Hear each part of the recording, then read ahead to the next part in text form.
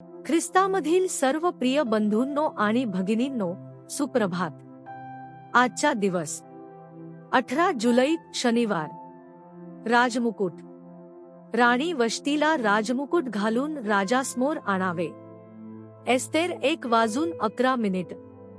एस्तेरच्या पुस्तकात आपण वाचतो की राजा अहश्वेरोश याने मोठी मेजवानी केली आणि राणी वष्टीला राजमुकुट घालून आपल्यासमोर आणण्याची आज्ञा केली.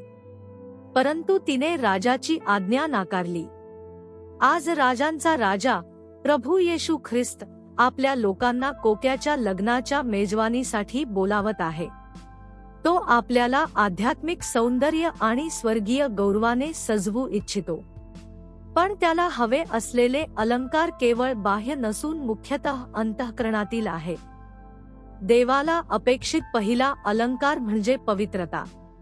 म्हणून आपण पवित्रतेच्या सौंदर्यात त्याची आराधना केली पाहिजे. त्याच्या उपस्थितीत येताना आपण त्याने दिलेले वस्त्र घातले पाहिजे, तारणाचे वस्त्र आणि नीतिमत्वाचा झगा. दुसरे म्हणजे देवाच्या लेकरांचा अलंकार म्हणजे समर्पणाचे आणि अर्पणाचे जीवन. स्तोत्रकर्ता म्हणतो, तुझ्या लोकांना आणि तुझ्या पित्याचे घर विसर, मग राजा तुझ्या सौंदर्यावर फार प्रसन्न होईल. स्तोत्र 45:10-11. आध्यात्मिक अर्थाने तुझ्या पित्याचे घर म्हणजे आदामाकडून आलेला जुना स्वभाव, अवज्ञा आणि स्वतःची इच्छा. म्हणूनच देवाने अब्राहमाला बोलावले, तुझ्या देशातून, तुझ्या नातेवाईकातून आणि तुझ्या पित्याच्या घरातून निघून जा, ज्या देशात मी तुला दाखवीन तेथे जा. उत्पत्ती 12:01. प्रभूची इच्छा आहे की आपण जुने जीवन मागे सोडून पूर्णपणे त्याला समर्पित व्हावे. तिसरे म्हणजे देवाच्या लोकांचे खरे सौंदर्य बाह्य रूपात नसून अंतःकरणातील स्वभावात आहे. प्रेषित पेत्र लिहितो, तुमचा अलंकार केवळ बाह्य नसावा, तर तो अंतःकरणातील गुप्त मनुष्य असावा, जो नम्र आणि शांत आत्म्याच्या अविनाशी सौंदर्याने युक्त असावा, जे देवाच्या दृष्टीने फार मौल्यवान आहे. 1 पेत्र 3:3-4. नम्र आणि शांत आत्मा देवासमोर अत्यंत मौल्यवान आहे.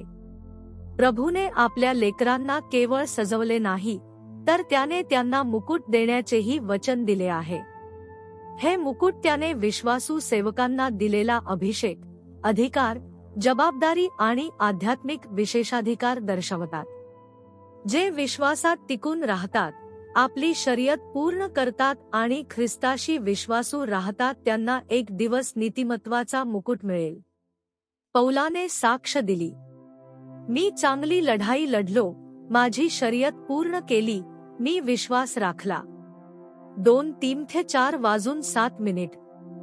देवाच्या लेकरांनो, आपण पवित्रता, समर्पण, नम्रता आणि ख्रिस्तासारख्या स्वभावाने सजूया, जेणेकरून आपण राजासमोर उभे राहण्यास आणि त्याने आपल्या प्रेम करणाऱ्यांसाठी तयार केलेले मुकुट मिळवण्यास योग्य ठरू. पुढील चिंतनासाठी वचन. जो मनुष्य परीक्षेत टिकतो तो धन्य आहे, कारण तो सिद्ध ठरल्यानंतर त्याला जीवनाचा मुकुट मिळेल, जो प्रभूने त्याच्यावर प्रेम करणाऱ्यांना देण्याचे वचन दिले आहे. याकोब 1:12. आजचे बायबल वाचन. सकाळ स्तोत्रे 20, 21, 22. संध्याकाळ प्रेषितांची कृत्ये 21:1-17.